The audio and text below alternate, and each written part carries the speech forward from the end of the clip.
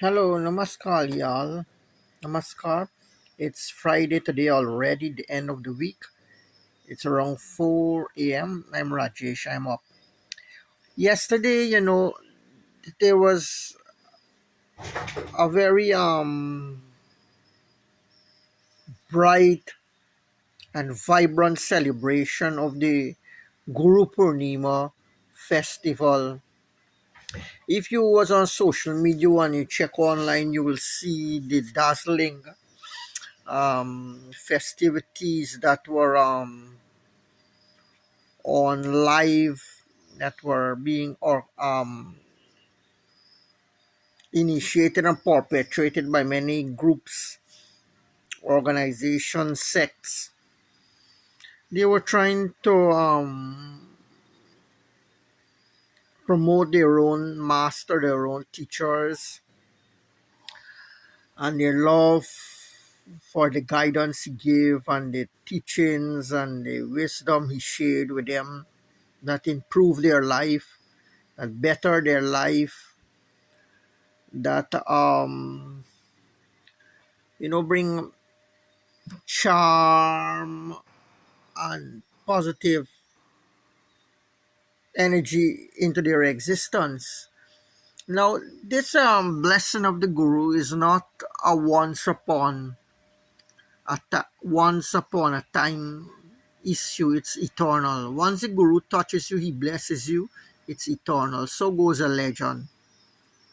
They say only by the grace of God you can find a genuine guru in this life. Many people get hooked up with fake gurus, like the type we know of Jim Jones, or some of these gurus that you can read on the news. That they had people under some spell and magic for decades until something they implicated themselves and everything just come crashing down. Those stories are famous in the annals of religion and spirituality. But the tradition of the guru, like in Guyana here, it's not very famous. Hindus, they worship more the gods like Shiva, Krishna, Kali, Durga, Sita, Parvati, Hanuman, but they don't worship the guru. And those gurus who make it into Hinduism, they are exceptionally Hindu in tradition, in their teaching, and their style is mostly Sanatan oriented, or Orthodox elements have been incorporated strongly into their practices and so on. So teachers like Satya Sai Baba have recently made it in the Hindu settings here. You have many Indian followers who have left traditional Orthodox Hinduism, have embraced the Sai movement. They have centers all over the country. The Brahma Kumari, the Guru Prajapita Guru Brahma, he also have been embraced a lot by many Indians, albeit there are other ethnic groups in the membership, people of local ethnicities, meaning the mixed people with their various combination and permutations. And they also have many centers around the country, and many of the members say they have a lot of benefits they have received, and they don't mind embracing the life of celibacy, where they don't get married, they wear the white, and they become Kumar or Kumaris, like the Kumari worship that they do in Nepal. So this life is okay for them, and they're content. It's such is the influence, and they have big membership here in Guyana. It's very strange. But the Ananda Marg have been trying here in Guyana, and many Hindus, they have reacted very strongly to the presence of the group here. Although recently they've started to open up with temples inviting them and so on. because it is strictly guru oriented. The tantric concept is guru oriented. If you read the story of Milarepa, he went to search for his guru after doing black magic and harming and killing many people in Tibet. He acquired a lot of dark samskaras. He became, foul. His body started to smell. His very presence was repulsive. So he started to look for a human guru, and he met Marpa, the tantric master who studied in India, all these tantras, and brought the teachings back to Tibet. And the guru placed him on a lot of tests. But the final test that the guru placed him, he failed. And when he returned and came back, the guru told him if he had passed at one test, he need not have to do meditation.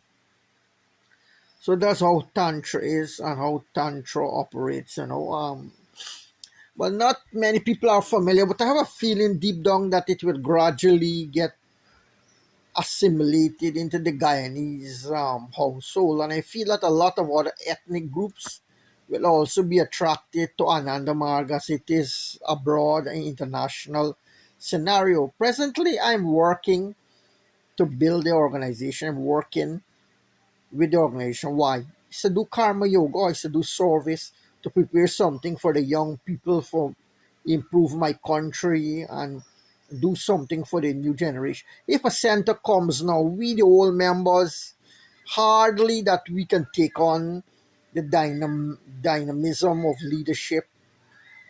This will have to fall in the young people and the new members. They will have to be the steering committee for any new Ananda Marg in Guyana. So any people feel that Rajesh or Tanmay or Ramesh or Shankar, we are fighting up and kicking up because we want people to come and worship us being senior and old members. We want to derive something. It's not that we're doing it to keep our master as a service to our master, to the organization, for it to establish in Guyana. People will see the benefits when they start to do meditation. The simple practice of lesson one, initiation into mantra sadhana. You see, you don't have to be vegetarian.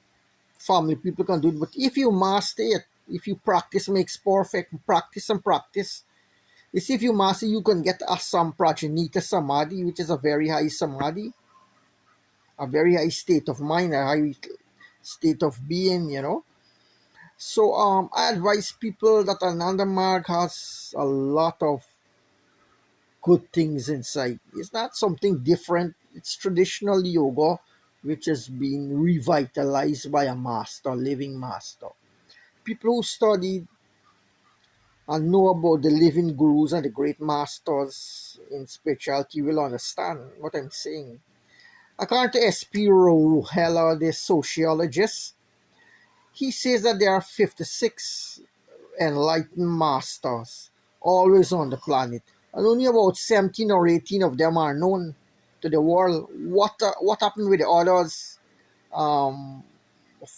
38 people don't know about them. They probably living right among us, and we don't know. And they're helping and guiding society, guiding people, whether in a constructive or in a forceful or a gentle way. We don't know. Everybody has their own methodology, and people are drawn. They have to see the member and how they live and so on. They're drawn, and then they're inspired, and they feel like doing themselves. But this is not like eating an orange or eating an apple. It's more like psychic taste, the person of psychic waves.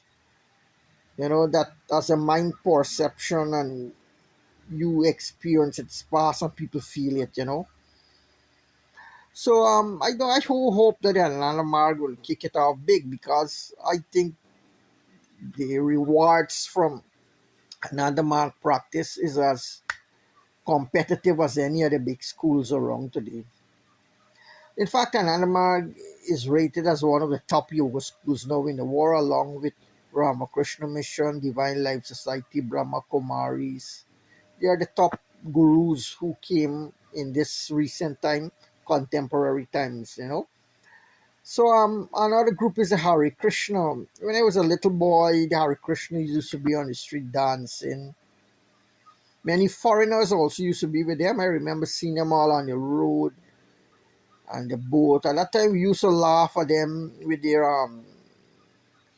shaven head, and we used to laugh. And today, you can understand as you get older, you understand what they're doing, and it's for their own development, create charged environment, the atmosphere. They're also doing well in Guyana, and they have a lot of Indian Hindus followers who have crossed the floor from Hinduism and have embraced them and their practices.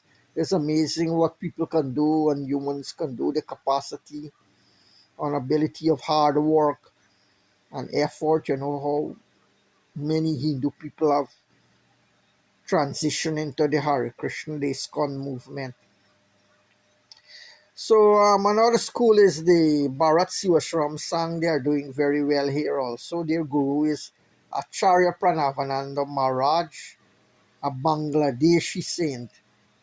He was a saint from old India. I think Bangladesh was known as East Bengal, I think, no? And due to the large Muslim population, the fight for segregation, and they took away Bangladesh as their separate nation. But Pranavananda was born there, and he was regarded as an incarnation of Shiva for the level, for his attainments and what he did in society and all his good works. And he was honored and respected as the equal to Vivekananda. Swami Vivek, though he was more orthodox in his style, more Hindu, more traditional. Vivekananda was more westernized. Another famous West Bengal Bangladeshi saint is this Ananda Mui Ma. Her movement is not popular in Guyana. Nobody, probably in isolated cases, one or two people who've been abroad or so maybe following privately in their life. Privately, quietly. Few, but nobody knows about her organization. Just like Swami Vivekananda, who's from Bengal, not many. His organization is not famous here. The Ramakrishna Vivekananda mission is not famous here. Although he had a big impact in the world for his gigantic intellect and oratorical skills. So, but he didn't make it here in Guyana. He hasn't got a center. They have not established, and the same I can say for people like Swami Rama, Shiva Bali Yogi. They don't have centers here in Guyana. They didn't make it. Though missionaries might have come and visited, and so they didn't. Amachi, Karuna Maima, they didn't were able to acquire strong stations here. The Divya Jyoti Jagrati Sun Stand, I think that was the Divine Light Mission or Divine Life Mission, something like this. They started out fine. They had a good group of center here, but their guru was Ashutosh Ji Maharaj, who who was in other groups, and after he became developed spirituality, he formed his own separate organization. After he died, their disciples refused to accept that he's dead, and I think that was since way back in 2020. They had his body on ice, and they still have it. They're trying to preserve the body because they believe that he will come out of samadhi, that he's in some state of trance, and he's going to come out back. The police are trying to get the body, and the disciples are fighting a court case to keep the body. But that guru didn't make it. His mission gradually faded away in Guyana. I visited when the Swamis were here, Swami Sachidananda, Swami Shankar. They visited Guyana. Hey, Swami Shankar was a Guyanese from Borbis. His sister was Maya Tiwari, who founded the Earth Mission, the Mother O Mission. They also had a little spark and light here, but they didn't last. They didn't survive. Same went for David Jyoti. I remember speaking with Brother Shankar. He said something, we in such a bliss and such energy that something just sleep 2 hours a night, 3 hours a night. And so, they had a lot of energy, but they didn't make it. Swami Dayanand movement, since I was a little kid, they were around. My father used to tell me about Professor Bhaskaranan and some of the pundits who visited here. They made great sacrifice, they work hard, they travel, they throw up camps in various villages. And though they thought they don't believe in idol worship like Murti and so, they do the Hawan. They believe a lot in the fire worship. The Aryans do this a lot, the fire. They worship the fire. And they do a lot of fire ceremonies, the Arya Samaj.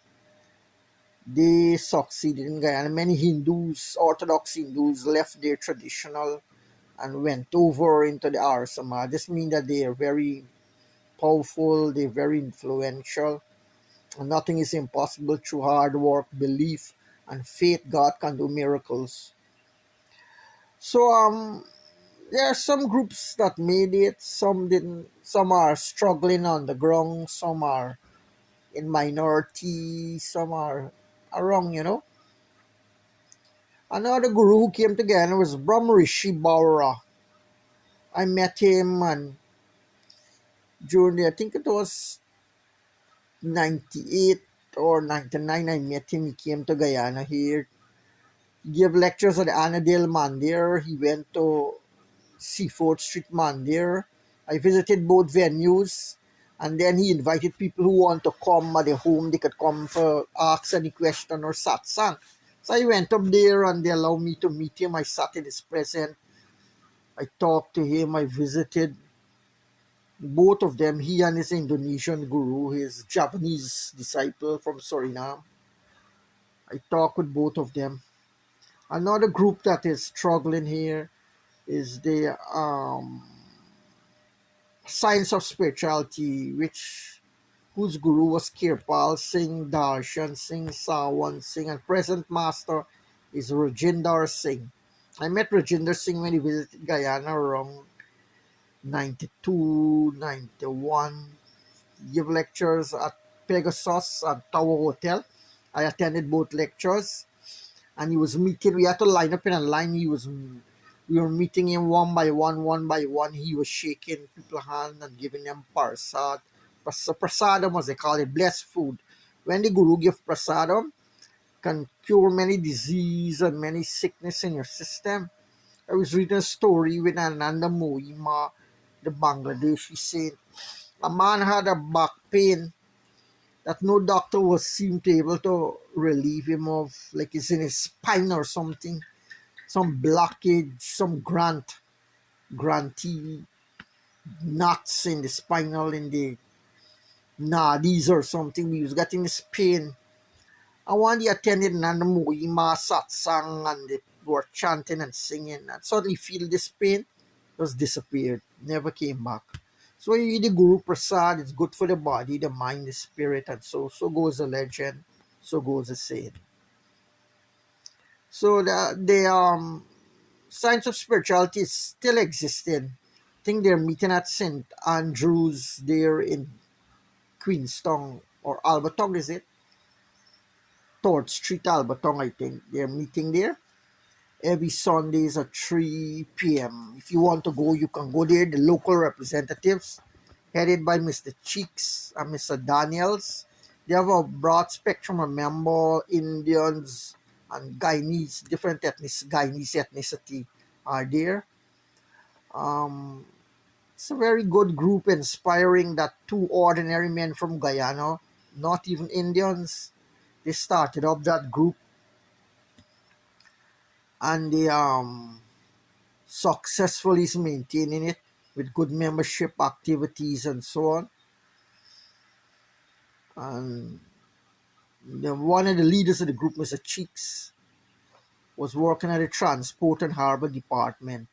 And he wrote Kirpal Singh in India to learn meditation. Kirpal sent back a word, a sacred word, a blessed word, told him to repeat this word. And that's how all the goodness and his initiatives to build and grow a simple group fermented and blossomed. The sister organization to the Rohini Satsang, or the Science of Spirituality, of this same group, Mr. Cheeks and Mr. Daniel's group, is the Radha Swami. They had a center there in Bel Air, somewhere in that avenue in that was running up to Visinjan Road, that back road there. Mr. Ailani, Mr. Bhagwan's Ailani, I think was his name, Bhagwan Manga Ailani, yes. He was the head of that organization. I went to one or two of their meetings. They're sitting, the group meeting. They had a lot of Indian nationals there, but few Guyanese, couple of Guyanese managed to fit in, blend in, and they adopt the lifestyle and culture, and they became one. Probably the people, probably even became just like the Indian nationals. But I don't know what became of that group since after Mr. Bhagwan and his wife passed away. They had a business there, the city center, Bhagwan's on Water Street. They're trying to promote Indian culture. They sell Indian goods and Indian material, and so there you can go and pick up your Indian stuff there. They sell there, and that was a great sacrifice for many Indian nationals who have left their country and come here just for the purpose of promoting their organization, their guru, their sect. You know, it's a very great sacrifice, and I know that the Sai Baba had people membership from India coming here, and they were doing the mission of Sai Baba, and at the same time they had jobs in the country.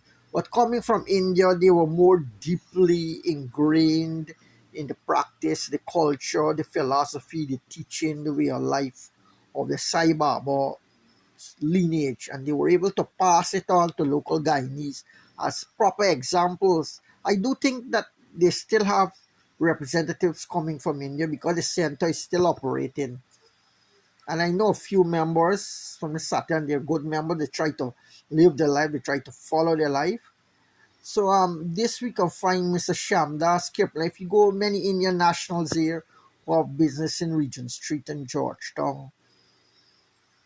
Their shops have a guru, a saint you can see with, also they have the murtis, the image, the statues of their own gods and the Hindu gods, along with their gurus, and so people like Kirpalani, Shamdas, Bujwani, and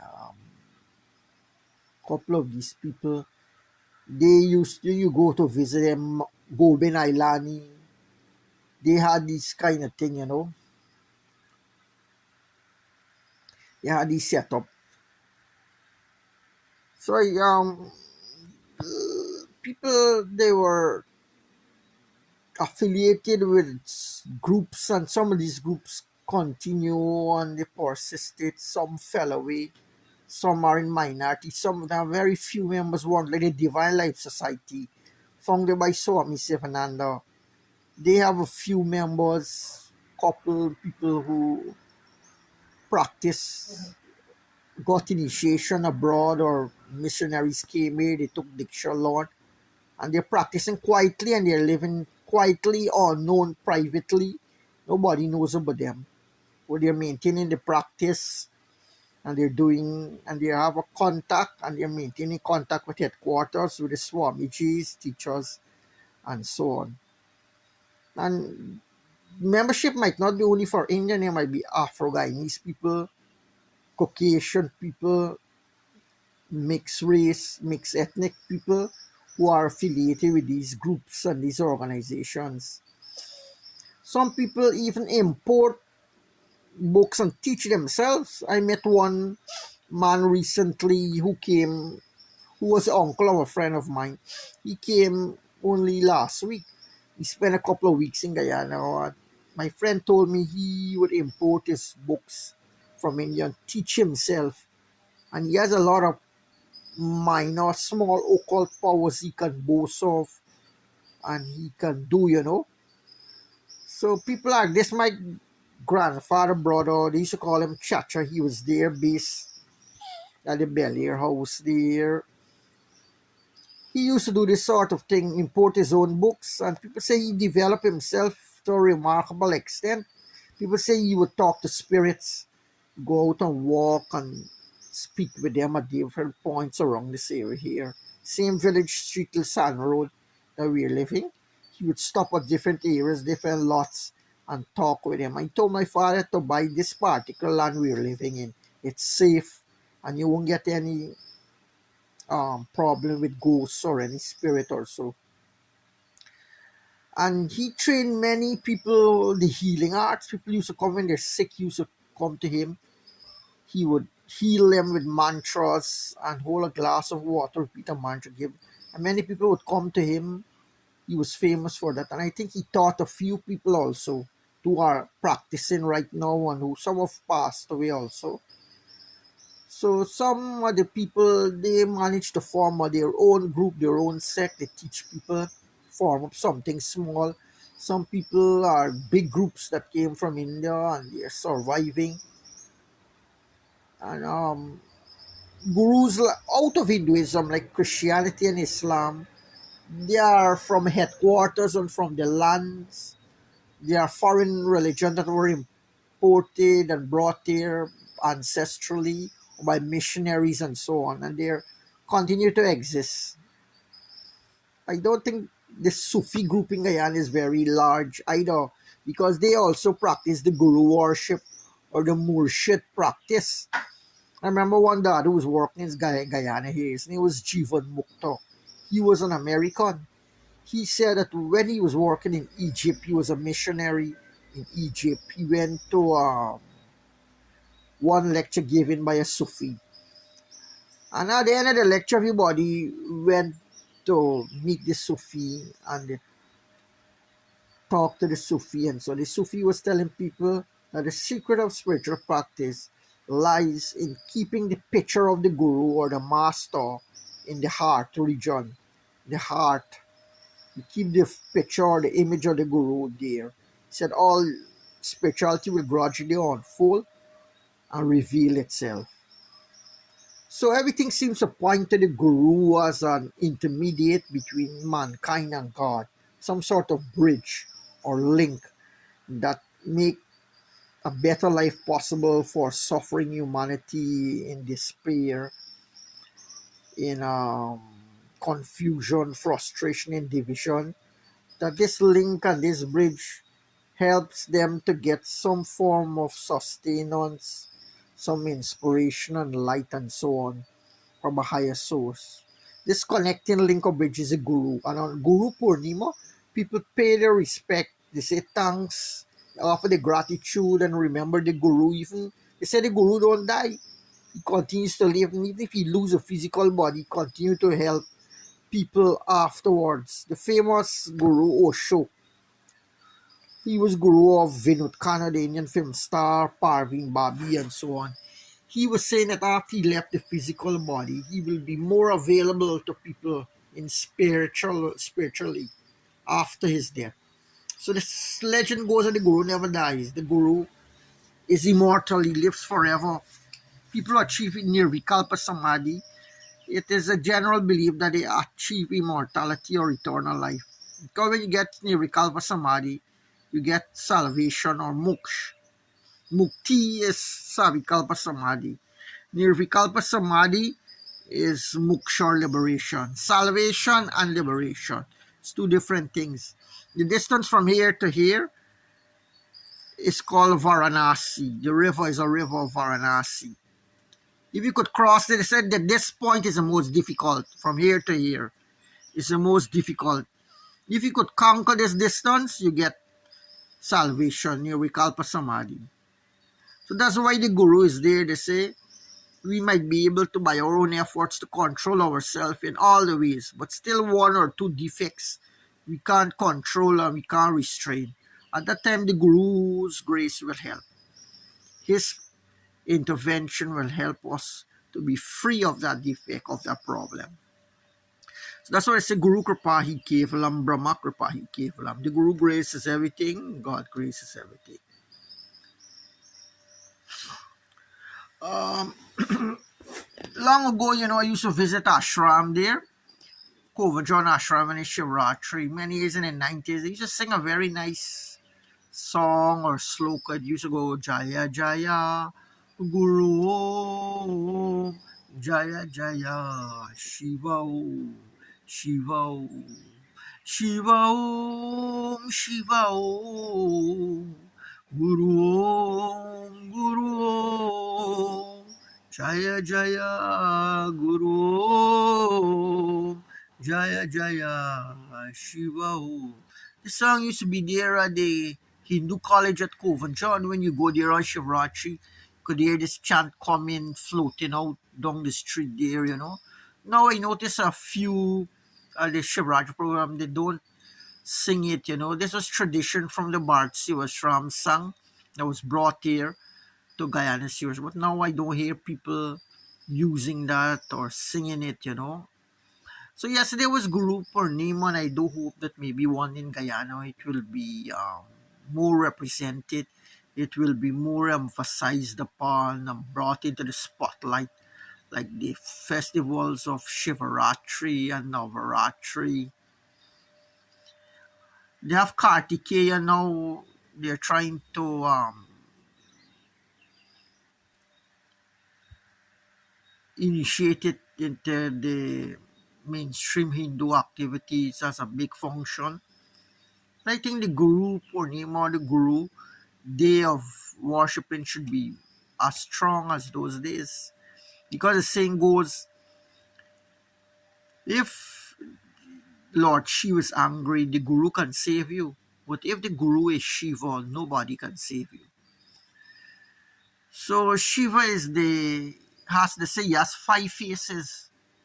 One is terrible. You won't like to see that destructive side, the calm side, the peaceful, benevolent one is samadhi and bliss. He has 5 faces. So let's try to always see the good face, the calm face, the meditative face of Lord Shiva. You wouldn't like to see him in the Rudra form or the destructive form. So the Guru is God himself. Without the Guru you can't reach God. So this most I'm saying about Guru Purnima, hoping that one it will become popular here in this country. And we have a large congregation like Shivratri going there annually to pay pilgrimage to all these Guru places. Um, so whichever genuine yoga group or tradition you refer, whether it's in Sikhism, Jainism, Hinduism, Buddhism, Christianity, or Islam, the teacher or the enlightened master he plays a very important role in guiding the seekers or the students to reach God.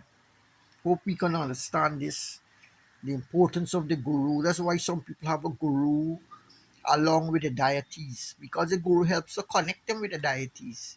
The guru talks and lives with in everyday life with these deities, and he can bring information to you, dialogue to you about from these deities firsthand.